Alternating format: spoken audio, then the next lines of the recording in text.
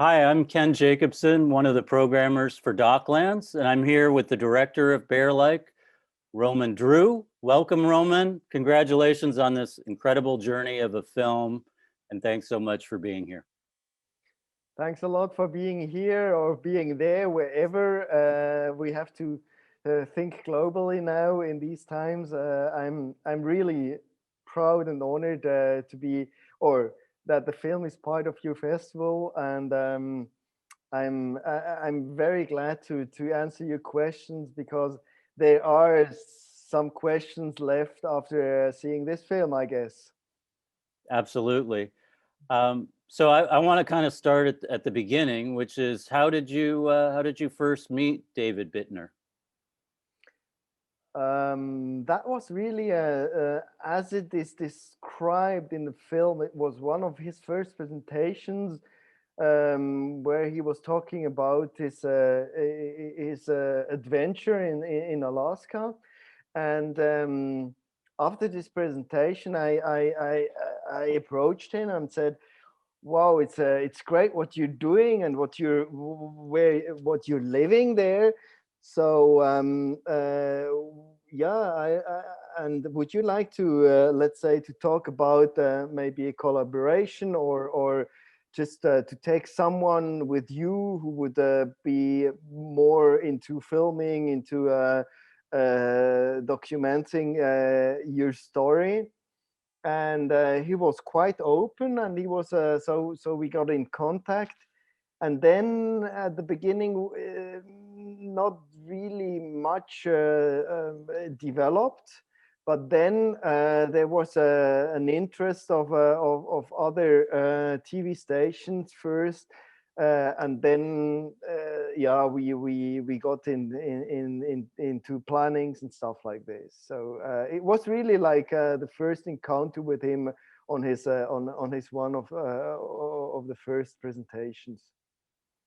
And what made you decide to want to join him on his next summer trip to Alaska? Yeah, on the one hand, it was a kind of a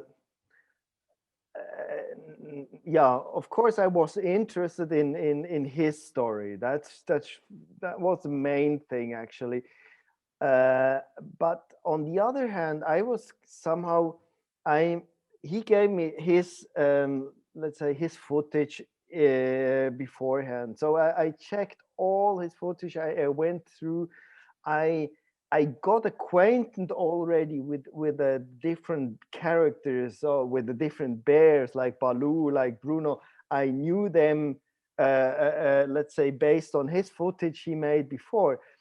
Um, but and then I found a sequence in his footage where he was talking to the camera directly, very personal. And he was saying that was the encounter with the first encounter with Luna. So, and he was saying that, oh, I really have to admit that I guess I fell in love with a young, blonde, wild grizzly bear, female grizzly bear. So this was special for me. So this guy, he is um, a scientist. He is a biologist. He made his thesis in genetic studies, and he's saying that he fell in love with a grizzly bear in Alaska, somewhere in the wilderness.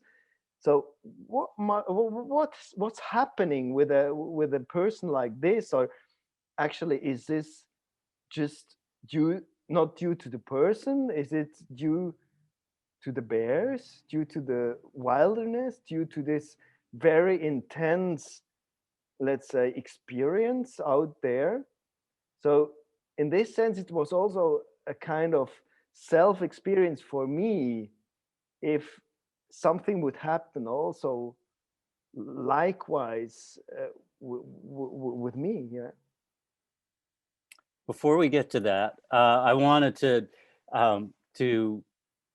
get back to an early scene in the movie where you're flying in to Alaska.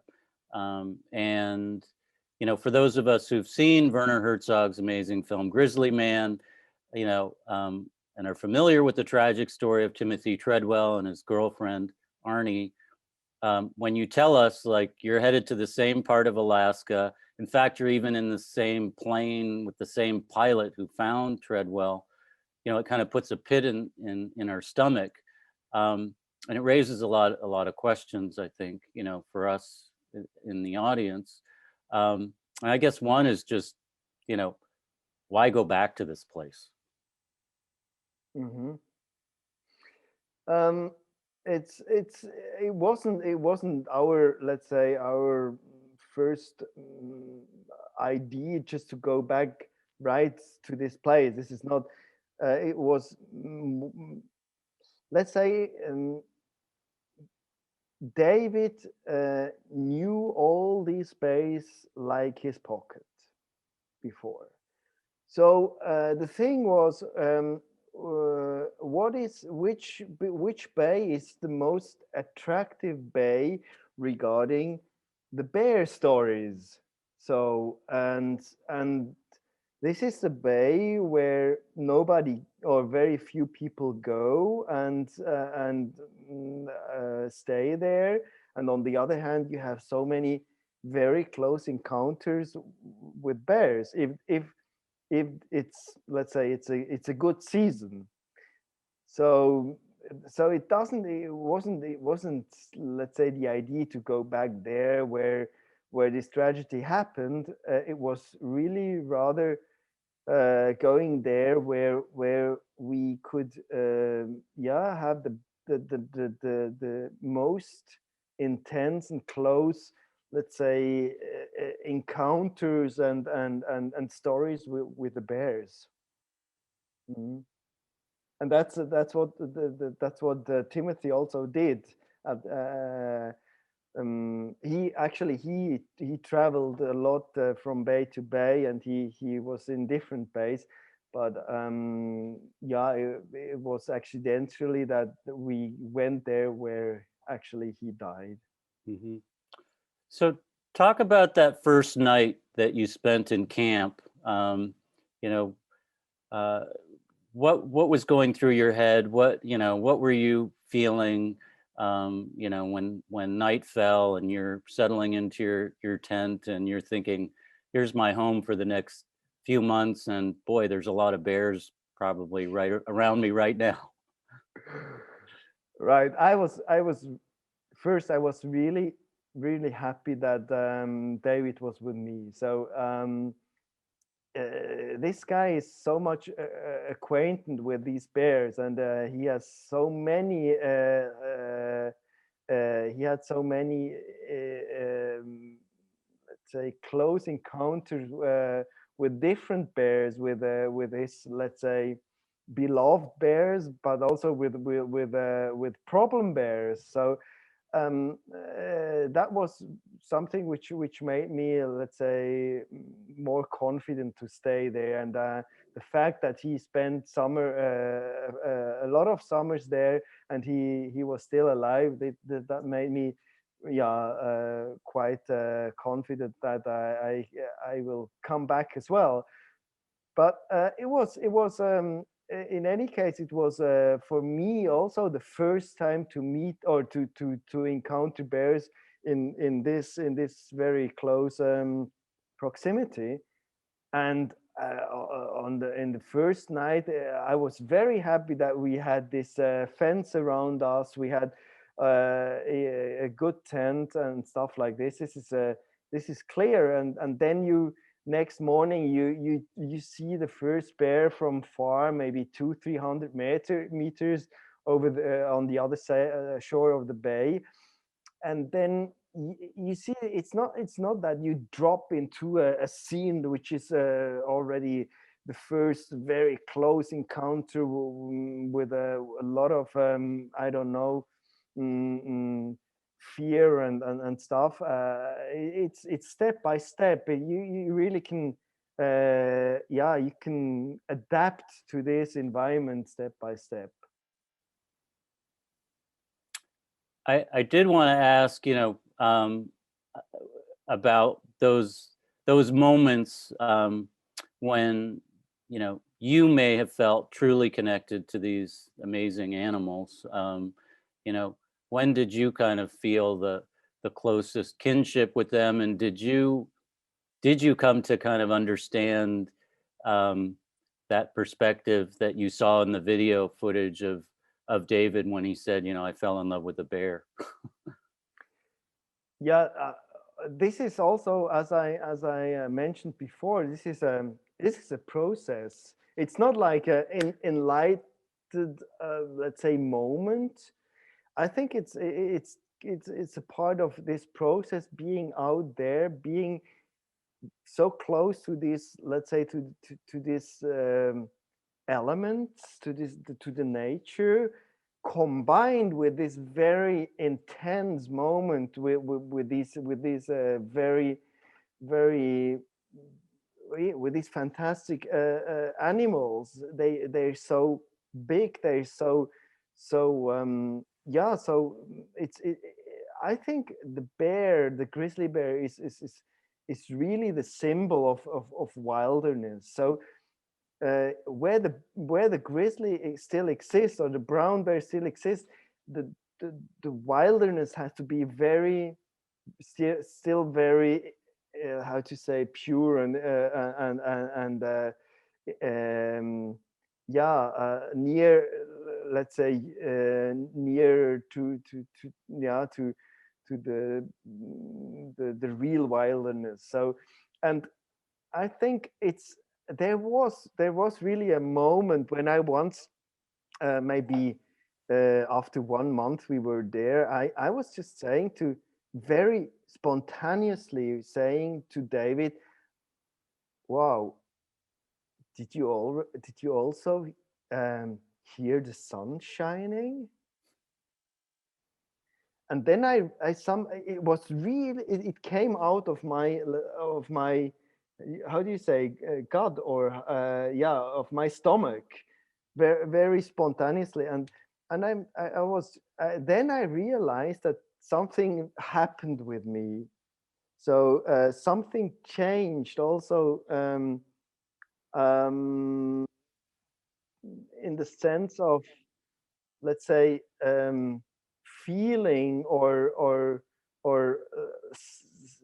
sensing the nature, let's say, and I realized that I also had another, let's say, sense of smell. I was much more, and then one of the next days I also realized that when I went through the bushes with my clothes, I was so let's say, amazed how loud I am going through the bushes because of my textile scratching on the bushes.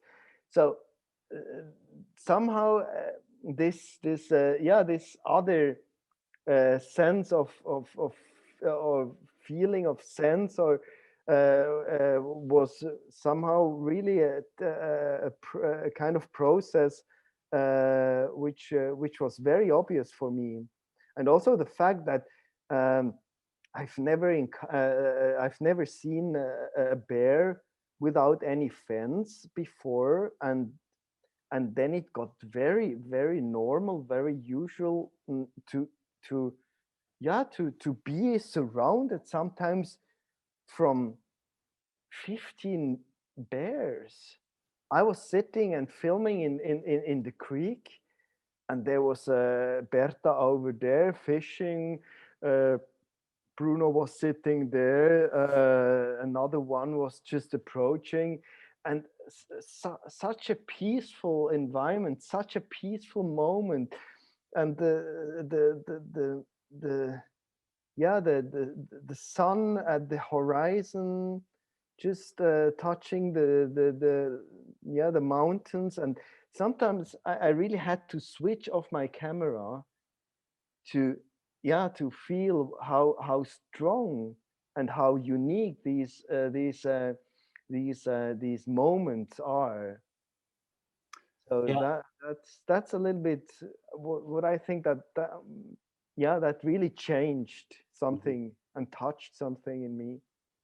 Yeah, I mean, it sounds like it's more a process of you having a heightened sense of nature and being, of your own senses rather than sort of anthropomorphizing these bears and giving them human characteristics.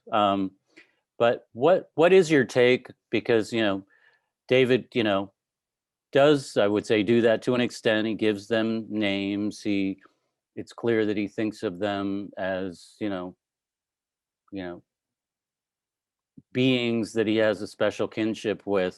You know, what is your take on sort of bears and emotion and and feelings? Like, Hmm. did you feel like, you know, boy, this bear is expressing a certain emotion to me that I recognize, Hmm. or did you take a step back and go, well, maybe I'm just reading into that? Hmm. Yeah, for me it was before I or before I had these encounters in Alaska with the bears. I was, let's say, I was very skeptical about, for example, David's approach giving giving wild bears name or human names. And I thought, is this a kind of humanizing these wild creatures?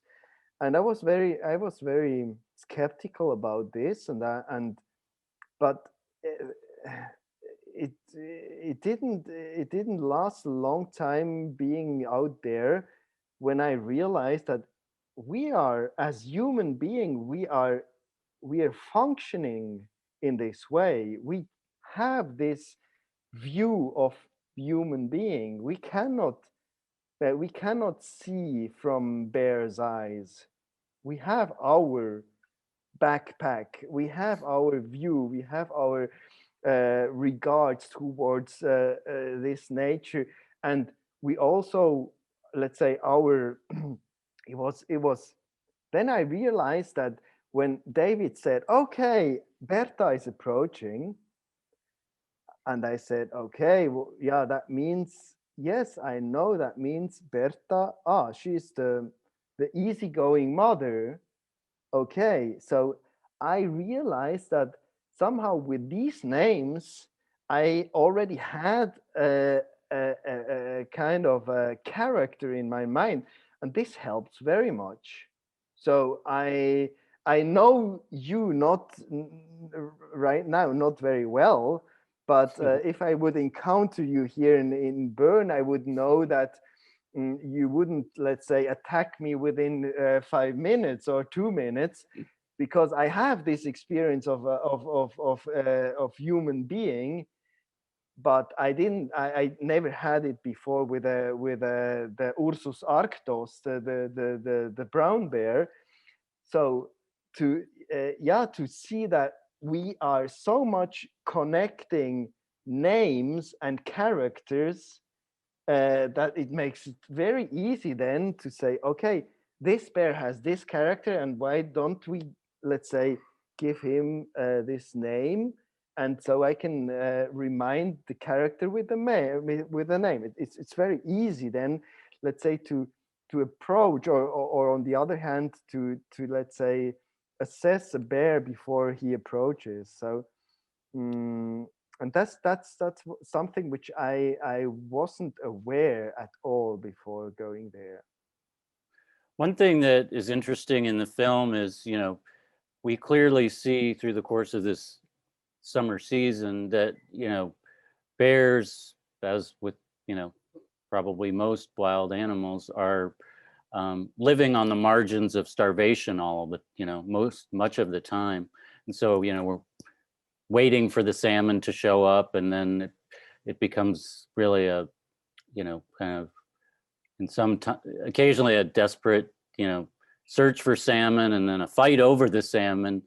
My question is, the role that hunger plays in bear behavior.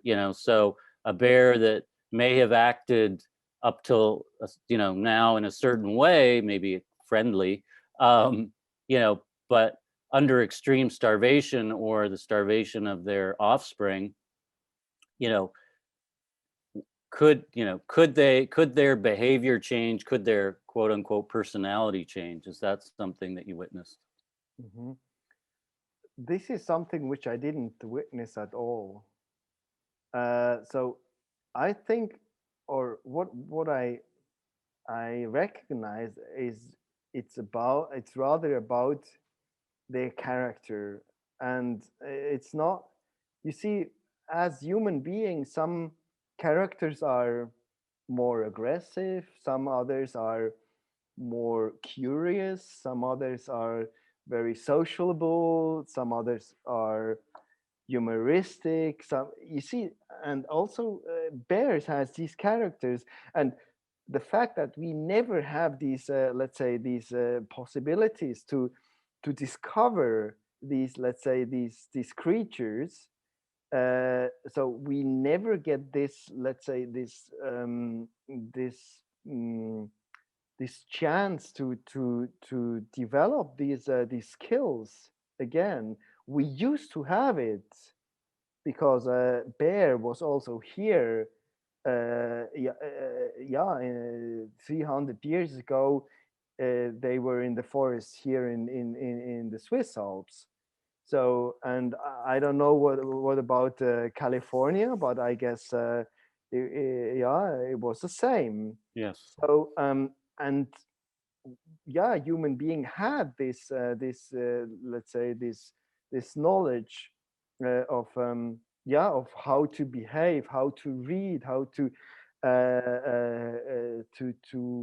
watch, how to, yeah, to study the bear. That's for sure.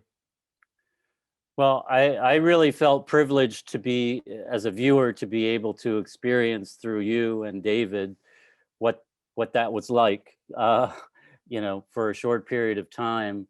And these are just amazing creatures. And I'd love to hear, as we're running short on time, I'd love to hear, what you have planned next. um, so what I've what I haven't planned is to go back to the bears, because I hope I did my job as documentarist as best as possible to, let's say, transmit a message, to open a space for people who are not privileged like me to live with these very amazing animals. And not going back is also due to the fact that I know that they are doing better without me. So I hope that the, let's say, the audience wouldn't go and try to approach bears after watching this film. So that wouldn't be my let's say my goal or my message after seeing this film. And what I'm researching for some other environmental issues with wolves, and also yeah, also here in Switzerland. And you don't have to step out, let's say, into the wilderness of Alaska to discover nature and to discover unique, let's say, experience with nature, actually. Well, unfortunately, we are out of time. I'm sure I speak for all of our audience when I say we very much look forward to seeing your next project, whether it's shot right outside your door there in Bern or some more exotic location. And I just want to say thank you so much, Roman, for this wonderful film and for being with us today. And I do want to tell the audience, please tell your friends if they haven't had a chance yet to check out Bear-Like. Thanks so much, Roman. Thank you very much. Thank you for this conversation. And yeah, hope to see you once in person. Would be great. Absolutely. Bye. Bye.